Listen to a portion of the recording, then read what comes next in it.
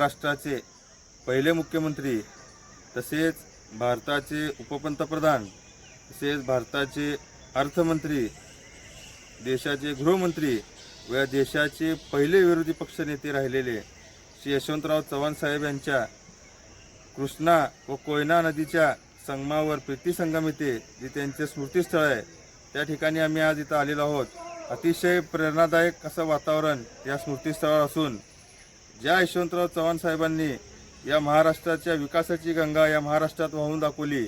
व या विकासाचं जे स्वप्न जे त्यांनी बघितलं होतं महाराष्ट्राचं, त्या यशवंतराव चव्हाण साहेबांच्या स्मृतीस्थळ आल्यावर अतिशय असं प्रसन्न असं वातावरण असून आज आम्ही महाराष्ट्र सैनिक म्हणून त्यांना इथं आदरांजली वाहिलेली आहे